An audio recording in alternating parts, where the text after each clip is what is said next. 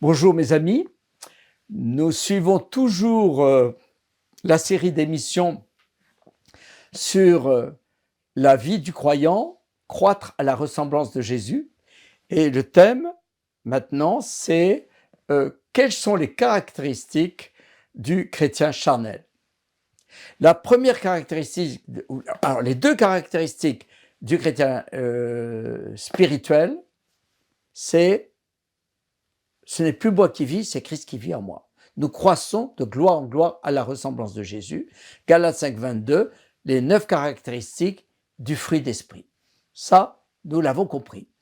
Le chrétien spirituel ne se manifeste pas si spontanément. Il peut se manifester périodiquement parce que nous sommes entraînés par l'onction du Saint-Esprit. Lorsqu'un ministère vient dans une église, la puissance du Saint-Esprit est là et nous avons la conviction que nous sommes spirituels parce que nous sommes dans l'adoration, nous aimons Jésus, nous ressentons le cœur du Père. Ça, c'est une très bonne chose et nous en avons besoin.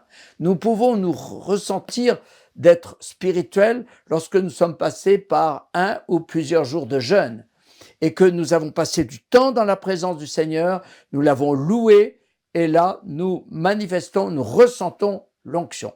Le chrétien spirituel a ceci de caractéristique, c'est qu'il manifeste l'onction et la puissance du Saint-Esprit. Cela nous amène à aimer toujours davantage l'exercice des dons charismatiques, et particulièrement, nous passons du temps dans la prière, le parler en langue. Tout ça est tout à fait juste. Mais la question, c'est comment pouvons-nous traverser ces temps difficiles de la fin des temps que nous vivons, comment pouvons-nous les traverser en demeurant en lui? La parole de Dieu, une fois de plus, vient à notre secours. Et si nous lisons Jean au chapitre, il faudrait lire Jean 14, Jean 15, Jean 16, nous n'allons pas le lire, mais je vous invite fortement à méditer ces 3 grands chapitres de Jean, qu'on appelle d'ailleurs le discours, pas le discours, ce qu'on appelle la prière sacerdotale. Elle est très très importante. Dans Jean 14, je reprends le verset 23, si quelqu'un m'aime, s'il m'aime, c'est-à-dire que c'est si il est attaché à moi.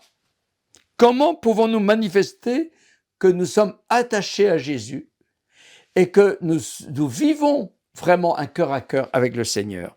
Si quelqu'un m'aime, il gardera ma parole. Alors, qu'est-ce que ça veut dire garder sa parole? Garder sa parole, c'est demeurer dans sa parole. Ça veut dire la méditer, la parole de Dieu. Ça veut dire laisser le Saint-Esprit travailler mon cœur, travailler les profondeurs de mon âme. Cela ne veut pas dire que je comprends toute la parole, mais ça veut dire que je saisis le message que Dieu m'apporte à travers sa parole. C'est un combat, c'est un accouchement. Cela va vous demander des semaines, des heures pour commencer, des semaines, des mois et même des années pour avoir une révélation profonde de la parole. Et la parole me conduit toujours à la révélation de la puissance de sa grâce manifestée à la croix. La parole me ramène toujours à la révélation de tout ce qui nous a été donné dans la victoire de Jésus au matin de Pâques. La parole nous révèle que nous sommes déjà assis ensemble dans les lieux célestes en Christ. La parole me révèle qui je suis. Je suis aimé de Dieu. Garder la parole de Dieu est essentiel. Celui qui m'aime, il garde mes paroles. Et la parole que vous entendez n'est pas de moi, mais du Père qui m'a envoyé. Pourquoi y a-t-il une insistance? Parce que qu'est-ce que le Père dit? Relisez première épître de Jean, chapitre 2, au verset 12 et 13. Père, je vous écris parce que vous avez connu celui qui était dès le commencement. Elle vient du Père. Ça veut dire quoi? Relisez Philippiens chapitre 3, verset 10. Il est écrit quoi? Il est écrit, mon but c'est de connaître Christ. Parce que si je connais Christ, je connais le Père. C'est la connaissance de Dieu, connaître Dieu. la connaissance du Père. Celui qui connaît, il est dans l'intimité avec le Père. Alléluia. Je vous ai parlé de cela pendant que je demeure en moi. Alors là, on va relire un peu plus haut, pardon. Il gardera ma parole, mon Père l'aimera, et nous viendrons vers lui, le Père et le Fils. Quelle est la différence entre le Père et le Fils? Le Père révèle son cœur de Père. Et le Fils, qu'est-ce qu'il révèle?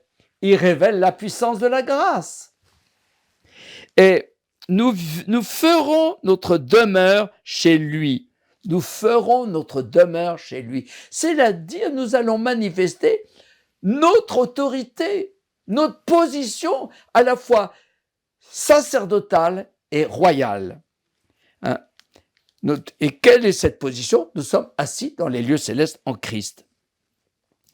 Verset 26, le Saint-Esprit que le Père enverra en mon nom, c'est lui qui vous enseignera toutes choses et vous rappellera tout ce que moi je vous ai dit. Il vous enseignera toutes choses. Ici, si je comprends le sens profond en grec, c'est qu'il nous enseigne, c'est-à-dire il imbibe en nous des révélations qui nous permet d'entendre ce que l'Épître aux Hébreux nous dit sur le rôle du Saint-Esprit. Dans Hébreux chapitre 4, il est comme une épée à double tranchant, qui sait distinguer les choses de l'âme, les profondeurs de Dieu. Il nous enseigne toutes choses. Et il vous rappellera tout ce que moi je vous ai dit. Il vous rappellera ce que moi je vous ai dit. Il rappelle, c'est-à-dire, il y a dans l'œuvre de la parole, il y a aussi l'importance de la mémoire. Lorsque il m'arrive un événement inattendu, lorsque très souvent, c'est même avant que l'événement se produise, hop, j'ai un verset, paf, j'ai une pensée, paf, j'ai une image. Et je sais alors, par le Saint-Esprit, que je dois veiller afin que lorsque l'événement se produit ultérieurement, je puisse me comporter selon la volonté de Dieu. Ensuite, il y a le chapitre 15 de Jean. Il nous dit, et c'est ça le chrétien spirituel. Le chrétien spirituel, il ne cherche pas à se défendre, il accepte, il apprend à tendre l'autre joue. Ce n'est pas l'épreuve qui l'attriste, c'est le manque de fruits de l'épreuve qui l'attriste. L'épreuve peut me mettre dans une situation de douleur où je peux crier à Dieu en disant « Seigneur, je ne sais plus quoi faire ». Mais alors, à ce moment-là, nous entendons ce que dit Paul, c'est quand je suis faible que je suis fort. Le chrétien spirituel ne cherchera jamais à se mettre devant, mais il permettra plutôt à ses fils de se lever. Le chrétien spirituel, je vois ce qui m'est arrivé dans ma propre vie et je crois, faites une inspection de votre propre vie. Là, est-ce que vous êtes sûr d'avoir échoué là où vous avez échoué? J'ai une épouse qui est malade. Je prends maintenant de l'âge. Et j'ai moi-même été malade, très malade pendant 3 mois. Je me retrouve, c'est là où il y a des freins, des limites dans ma vie, que par l'Esprit, Dieu dépasse ses limites. Ce que je ne peux pas faire, je sais que Dieu me permet de les accomplir, non pas par mes propres forces, mais par l'œuvre du royaume. Et c'est pour ça que parfois je m'arrête et je sais que dans ma prière, dans le jeûne, dans l'intercession, il y a une œuvre qui se fait dans les lieux célestes.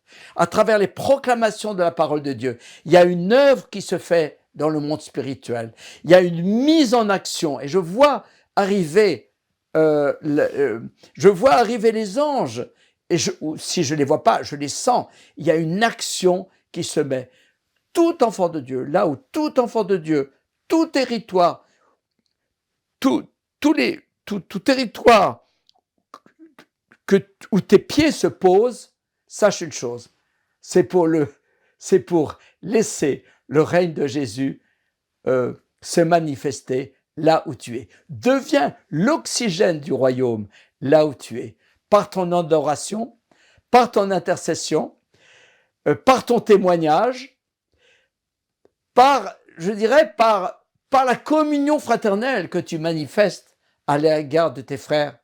Et surtout, laisse le cœur du Père se manifester en toi afin que tu puisses dire, comme Paul, c'est par les douleurs de l'enfantement que le Saint-Esprit manifeste nos fils et nos filles spirituels. Amen.